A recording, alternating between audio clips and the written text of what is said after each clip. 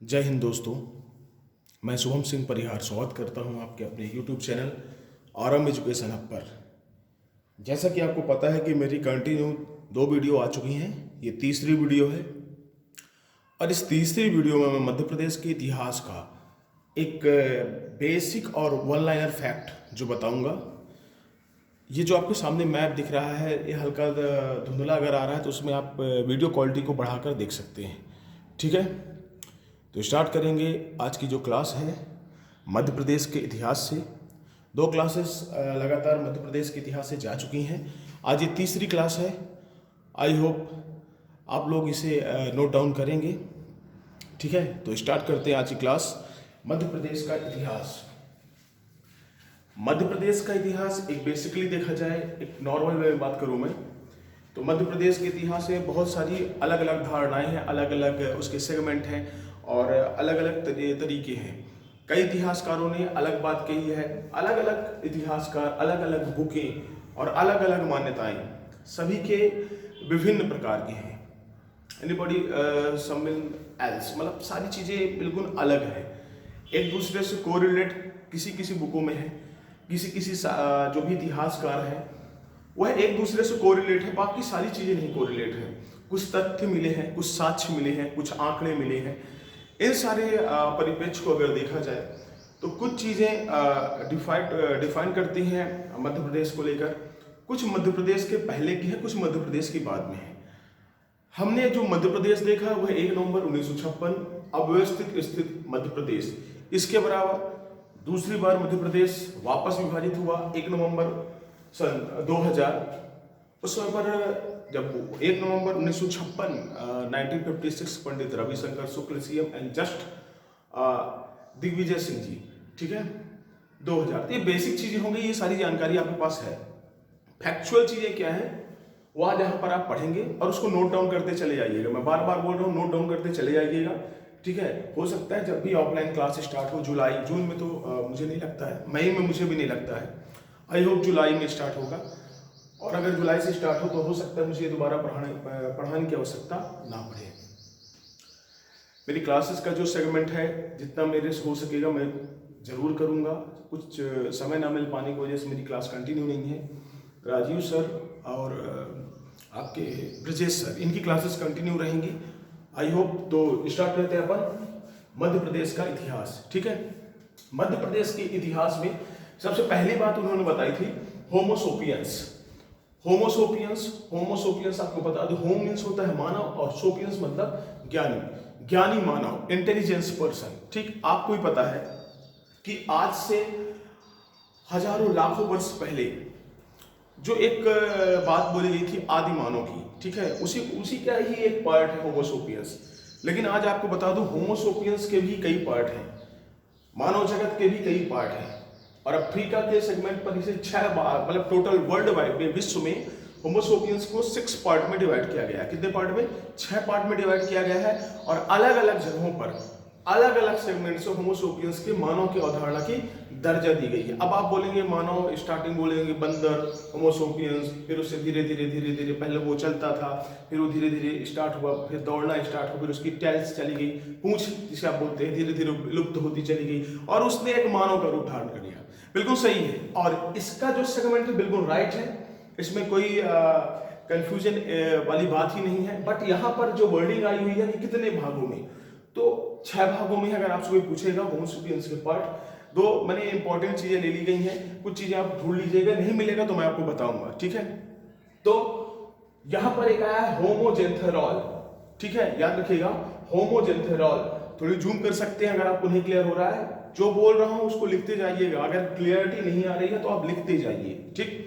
होमोजेंथेरॉल जो कि यूरोप में पाया जाना एक होमोसोपियंस प्रजाति का है। मोस्टली क्वेश्चन यूपीएससी में क्रिएट कर चुका है। इसके बाद आता है एशिया में, ये तो हो गया ज्ञानी मानव। अब आपसे पूछेगा होमोसोपियंस की कौन सी प्रजाति एशिया में पाई जाती है।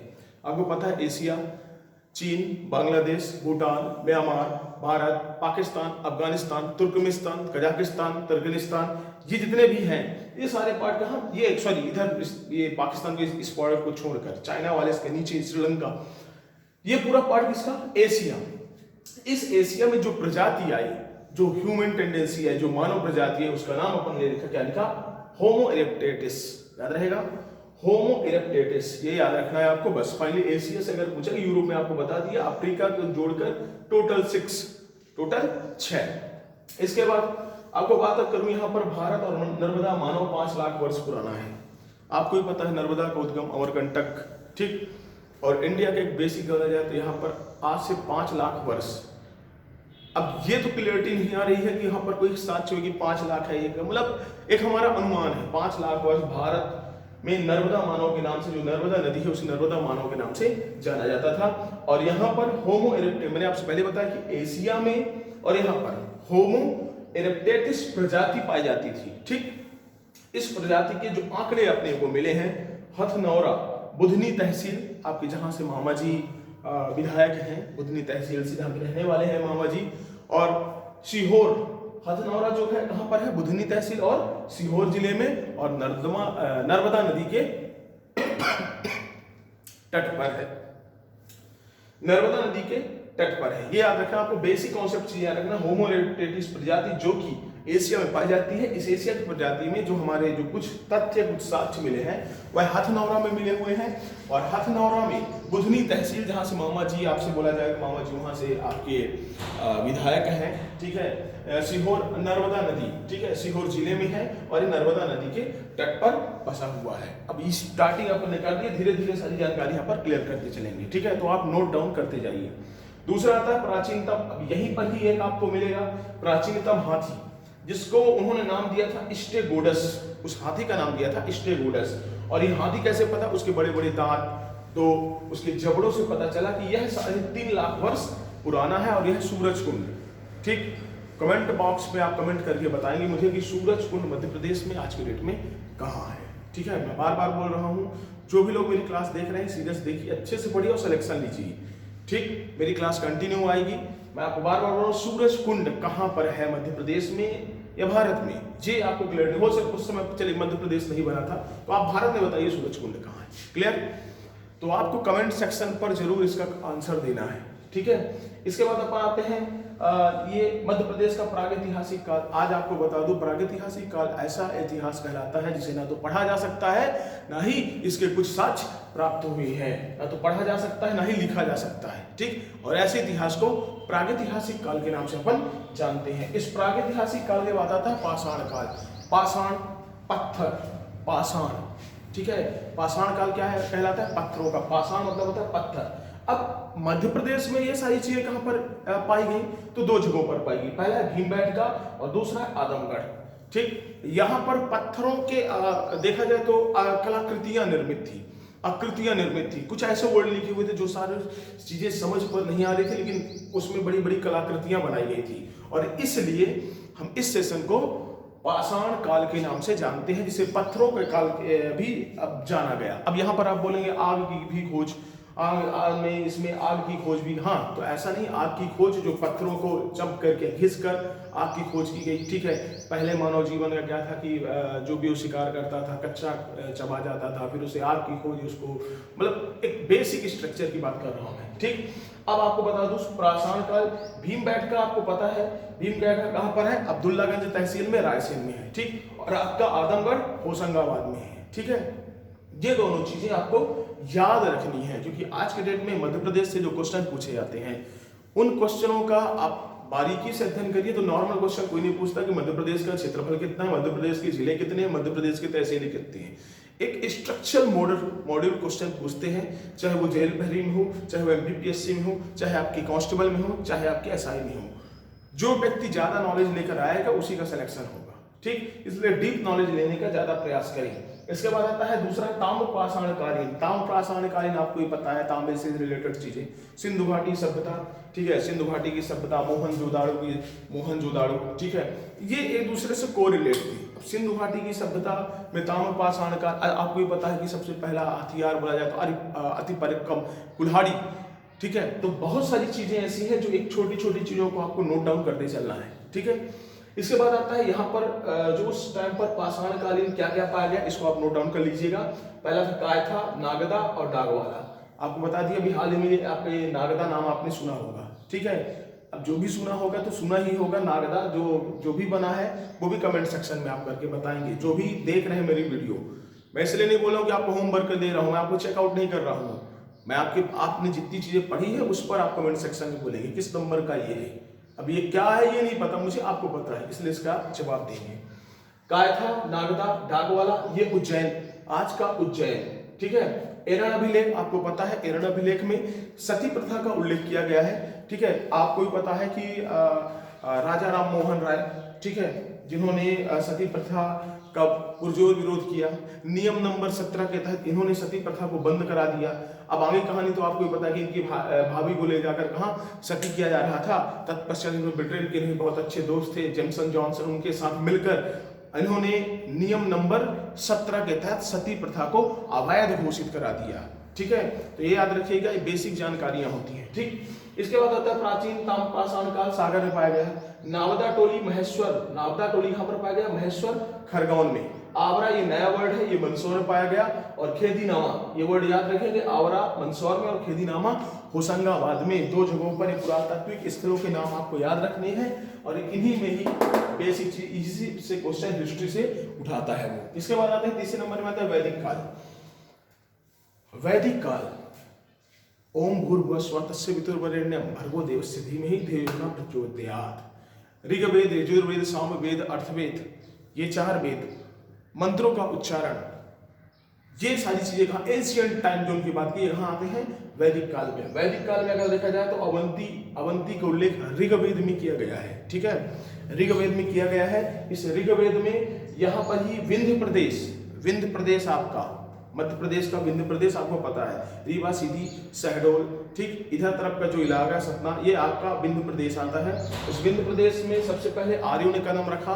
आर्यों की एंट्री कहाँ से हुई है मध्य प्रदेश में, विंध्य प्रदेश सेक्शन से, ठीक है। और इस विंध्य प्रदेश में यहाँ पर उत्तर में विंध्य और नीचे में सतपुड़ा पर्वत श्रेणी। फिर याद रखिएगा, उत्तर में विंध्य और नीचे सतपुड़ा पर्वत श्रेणी।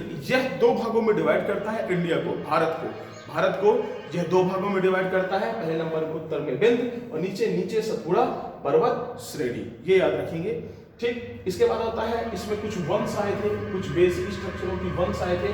पहला वंश है आपका कारुस वंश, सुन लीजिए, पहले वंश का नाम है कारुस वंश, जो कि बघेलखंड, ठीक है। आज आपको पता है बघेलखंड कहाँ है, जो कि बघेलखंड में है, पुराणों का है। इसके बाद आता है चंद्रवंश, जो कि बुंदेलखंड, आपका बुंदेलखंडी, सागर, दमोह, पन्ना, छतरपुर, इस वाले इलाकों को, ठीक है, पथरिया, ये जो इलाका है ये आपका बुंदेलखंड है। और यहाँ पर चंद्रवंश का शासन चलता था। इसमें मध्य प्रदेश की हिस्ट्री की बात कर रहा हूँ। और बघेलखंड में कारुस वंश का शासक चलता था। तीसरे नंबर में आता है यादव वंश। ये वंश जो है यादव वंश, इसमें यह बेतवा नदी घाटी के किनारे हुआ करता था। और यहाँ पर मधु यादव नाम के एक यदुवंशी का शासन था, ठीक।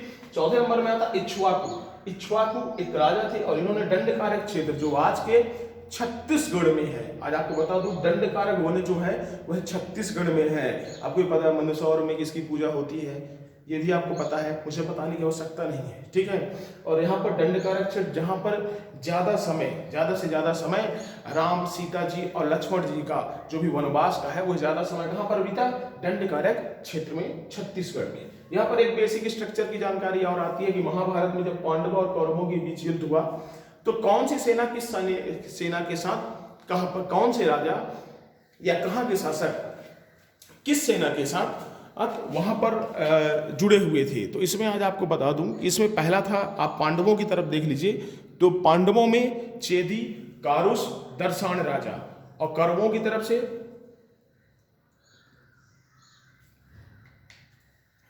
तरफ से नील, अवंती, विद, अनुविद और निषाद, ये कौरवों की तरफ से लड़े, ठीक है। याद रखिएगा दोनों में अंतर है, ये पांडवों की तरफ से और ये कौरवों की तरफ से। इसके प्रमुख अभिलेख निम्नलिखित हैं।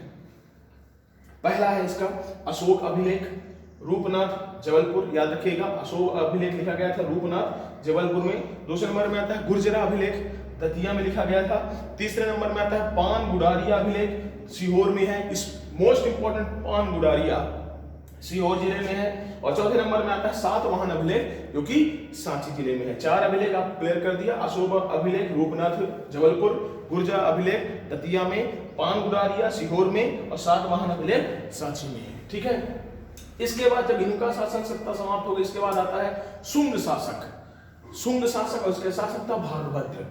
भागभद्र में एक बेसिक ज्यादा तो वहां पर जानकारी नहीं होती, लेकिन कुछ जानकारी जो होती मैं आपको बता देता हूं कि विदिशा में हेलियोडोरस द्वारा गरुड़ स्तंभ, याद रखिएगा मोस्ट इंपॉर्टेंट क्वेश्चन, कि विदिशा में गरुड़ स्तंभ को स्थापित करने वाला व्यक्ति कौन था, तो आपको बता दो हेलियोडोरस शासक, ये इसके शासनकाल में आया हुआ था। ठीक है, भागभद्र के शासन में आया था और इसे खंभा बाबा के नाम से भी जानते हैं। मध्य प्रदेश में इसे खंभा बाबा के नाम से भी जानते हैं। किसको? आपके गरुड़ स्तंभ को। ठीक है, इसके बाद इस समय जो मोस्ट अभिलेख आए हैं वो आप देख लीजिए। उदयगिरी अभिलेख, कुमारगुप्त प्रथम, ठीक है, गुप्त वंश। ठीक, दूसरे नंबर में आता है कुमारगुप्त ने तुमेन अभिलेख लिखा था और यह अशोकनगर में इसकी जानकारी प्राप्त होती है। तुमेन अभिलेख मोस्ट इंपॉर्टेंट, कुमारगुप्त तुमेन अभिलेख अशोकनगर। एरन अभिलेख वही आपकी जानकारी है, गुप्त काल में लिखा गया। ग्वालियर अभिलेख मिहिरकुल ने लिखा है इसको, और हूण राजा था। ग्वालियर अभिलेख मिहिरकुल, और यह एक हूण राजा था। मंदसौर अभिलेख यशोधवर्धन ने लिखा है। मंदसौर अभिलेख यशोधवर्मन ने लिखा है। तो इतनी सारी जानकारी आई होप आपको क्लियर हो गई होंगी। ठीक है, नोट डाउन करते जाइएगा।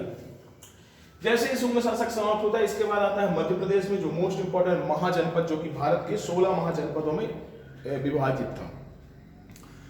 अब इन 16 महाजनपदों में 2 महाजनपद कहां थे? मध्य प्रदेश में थी। ठीक है, जो जिसका नाम था चेदी और उज्जैनी। चेदी और उज्जैनी, अवंती जिसको अपन उज्जैनी के नाम, चेदी और अवंती, जिसको अवंती किस नाम से जानते हैं? उज्जैनी के नाम से, और चेदी को अपन बुंदेलखंड वाले क्षेत्र के नाम से जानते हैं। ठीक है, अवंती किससे? उज्जैन से, और चेदी को बुंदेलखंड से। आज का उज्जैनी उस समय का अवंती, आज का बुंदेलखंड उस समय का चेदी। ठीक है, अब यहाँ पर अवंती उज्जैनी, अब अवंती के 2 पार्ट थे। उज्जैन जिसे आप बोलते हैं उसके 2, पहला था दक्षिण उज्जैन, दूसरा था उत्तर उज्जैन। दक्षिण जो क्षेत्र था उसे उज्जैनी के नाम से जानते थे, और उत्तर के जो क्षेत्र उसे महिष्मती के नाम से जानते थे। मैं बार बार बोल रहा हूं, जो शासन सत्ता जो चल रही थी इनका अवंती पर, उज्जैन वाला, यहां पर 2 पार्ट बनाए गए थे। दक्षिण में जिसको उज्जैनी के नाम से, उत्तर में महिष्मती के नाम से जाना जाता था। अब ये आपने बताइए, बाहुबली का जो सीरियल जो मूवी बनी थी वो महिष्मती? बिल्कुल नहीं, वह महिष्मती एक काल्पनिक महिष्मती है और इस पर मैं कोई चर्चा नहीं करना चाहता। ये महिष्मती अलग है, वो महिष्मती काल्पनिक है। ठीक है, क्लियर? इसके बाद महिष्मती के यदुवंशी शासक कीर्तवीरार्जुन के पुत्र अवंती द्वारा अवंती नगर बसाया गया था। रिपीट किए देता हूं, महिष्मती के यदुवंशी शासक कीर्तवीरार्जुन के पुत्र अवंती द्वारा अवंती नगर बसाया गया था। ठीक है, याद रहेगा, मेरे हिसाब से याद रहेगा। ठीक है, इसमें रिपीट करने की जरूरत नहीं है। दूसरे नंबर में आता है चेदी जनपद। इस चेदी जनपद में सुक्तामती, याद रखिएगा मोस्ट इंपॉर्टेंट, चेदी जनपद जिसे आप बोलते थे जनपद, 16 महाजनपदों का एक पार्ट ये भी है। इसकी राजधानी क्या है? ये कई बार क्वेश्चन में आया, तो उसकी राजधानी थी सुक्तामती, याद रखिएगा सुक्तामती। और यहाँ का शासन था शिशुपाल चेदी, जिसने राजसूय यज्ञ कराया था, जिसने राजसूय यज्ञ कराया था। और इसके बाद शासक बना प्रदोत वंश, जिसका नाम था चंड, और यह उज्जैन पर शासक किया। इनके बाद की कहानी बता रहा हूं। और यह कौन था? चंड कौन था? गौतम बुद्ध के अमात पुलिक का पुत्र। रिपीट अगेन, गौतम बुद्ध के अमात पुलिक का पुत्र था प्रदोत वंश का शासक चंड। ठीक, यहाँ पर चेदी, शिशुपाल चेदी, जिसने राजसूय यज्ञ कराया था। बेसिक स्ट्रक्चर और बेसिक जानकारी आपको रखना है बस। राजसूय यज्ञ किसने कराया? शिशुपाल चेदी। चेदी जनपद की राजधानी सुक्तामती। ठीक, इसके बाद आते हैं तीसरे नंबर में नंदवंश। ठीक, नंदवंश 364 से 324 ईसा पूर्व तक चला, और इसके राजा थे नरेश महापद्मनंद जी। ठीक है, इसका केवल डेट याद रखनी है, 364 से 324 ईसा पूर्व तक, और इसके नरेश महापद्मनंद थे। इसके बाद आता है मौर्य वंश। मौर्य वंश का शासक चंद्रगुप्त मौर्य की बात कर रहा हूं, 324 से 187 ईसा पूर्व तक चला। 324 to 187, ठीक है, इस ईसा पूर्व तक चला। इसमें चंद्रगुप्त मौर्य के पुत्र बिंदुसार का पुत्र अशोक। क्लियर है? ये गलत है? अगर गलत हो तो उसमें कमेंट सेक्शन में, और सही है तो कोई बात ही नहीं। ठीक है ना? इसको देखिए, चंद्रगुप्त मौर्य का पुत्र बिंदुसार, और बिंदुसार का पुत्र कौन? अशोक। ठीक है, अब आपको पता है अशोक श्रीलंका गए थे, महेंद्र और उनकी पुत्री जो भी है वो भी कमेंट सेक्शन में बताइए। ठीक है, नहीं बताऊंगा। ठीक है, अपने प्रचार प्रसार करने के लिए, आप किसका प्रचार प्रसार करने के लिए, वो भी कमेंट सेक्शन में बताओ। ठीक है, अगर सारी जानकारियां हैं तो जवाब दो। मेरे कहने का मतलब यह है कि वीडियो बस देखने से आपका काम नहीं चलेगा। अगर मैं जवाब क्वेश्चन पूछ रहा हूं तो जवाब दो, और जितने लोग जवाब देंगे उतने लोगों के पास मेरी वीडियो जाएगी। ठीक है, मैं इसीलिए इस क्लास को सर से बोलूंगा, राजीव सर को, कि उसे ओपन कर दे। जो जवाब देगा बस, बाकी प्राइवेट वीडियो रहेगी, बिल्कुल नहीं चाहिए। ठीक है, जो पढ़ेगा वही आगे बढ़ेगा, मेहनत करेगा, उसी का सिलेक्शन होगा। इसके बाद आता है ये 11 साल तक अवंती का राज्यपाल, मतलब उज्जैन का राज्यपाल कौन बना रहेगा? अशोक। ठीक है, अशोक का इसके अलावा मध्य प्रदेश के गुर्जरा एवं रूपनाम एवं लघु अभिषेक किसके हैं? अशोक के वर्णन पर है। अशोक का विवाह विदिशा, उस समय का वेशनगर की कुमार देवी के साथ हुआ। आज का विदिशा, उस समय का वेशनगर। अशोक का विवाह कुमार देवी के साथ हुआ। अब इसमें देख लेते हैं मौर्यकालीन प्रमुख स्तूप। आप लिख लीजिएगा, मोस्ट इंपॉर्टेंट है, 1 या 2 पूछेगा, ज्यादा नहीं पूछता। पहला है अंधेर का स्तूप, कहां है? विदिशा में। दूसरा है सोनारी स्तूप, कहां है? सांची से दक्षिण के 9 किलोमीटर दूर। तीसरे नंबर में था भोजपुर शंकर जी वाला मंदिर, विदिशा से 10 किलोमीटर दूर। फिर है तीसरा भरूच, ये भरूच कहां पर है? सतना में है। 1873 में कनिंघन में इसकी खोज की थी, लेकिन इसका पूर्णतः विस्तार शुंग काल में किया गया। फिर है देवरी कठार, ये देवरी कठार ये कहां पर है? रीवा में है, त्योथर जिले में आता है। ठीक है, याद रखेंगे, रीवा संभाग है, त्योथर वहां का जिला है। इसके बाद है तुमैन कहां पर आता है? अशोकनगर में। फिर आता है कसरावत, कहां पर है? खरगोन में। फिर महेश्वर कहां पर है? नावदा टोली में, वहां पर जो बात चल रही थी। इसके बाद आता है आपका पानगुरालिया, कहां पर? सीहोर में। इसके बाद आता है उज्जैन का बौद्ध स्तूप, कहां पर? उज्जैन का बौद्ध स्तूप कहां पर है? उज्जैन में। ये बौद्ध स्तूप की बात कर रहा हूं। इसके बाद सतधारा, सांची के निकट। इसके बाद आता सांची, राय से 1818। अब ये सांची की जो पूरा सेक्टर किसने बताया? General Taylor. Most important question, Sanchi की खोज अगर बोलते हैं कि सांची को लाने वाले व्यक्ति, सांची को उत्कर्षकर्ता बोलेंगे तो जनरल टेलर। ठीक है, इसके बाद इस शासन का समाप्त होने के बाद आया शुंग वंश, पुष्यमित्र शुंग वंश, जो कि ब्राह्मण समुदाय था। ठीक है, इसने सांची के स्तूपों की 4 दीवारी निर्माण की। प्रवेश द्वार भरूच स्तूप बनाया, भरूच स्तूप का प्रवेश द्वार। ठीक है, किसने बनवाया था? पुष्यमित्र शुंग ने, ये याद रखेंगे। विदिशा के समीप खाम बाबा का निर्माण। ठीक है, इसके अलावा इसके बाद आता है सातवाहन, ये याद रखेंगे, सातवाहन कालीन, सातवाहन का भी शासन हुआ है, लेकिन ये शासन मालवा में हुआ है। ठीक है, और इसके संस्थापक थे सिमुख, और इसका सबसे पराक्रमी राजा था सतकर्णी।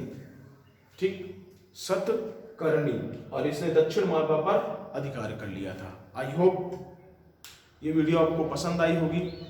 मैंने जितने भी क्वेश्चन आपको दिए हैं वह आप कमेंट सेक्शन पर जरूर कमेंट करेंगे। मुझे विश्वास आप पढ़ रहे होंगे। घर में रहिए, सुरक्षित रहिए, अच्छे से रहिए, अपने इम्यून सिस्टम को बनाकर रखिए।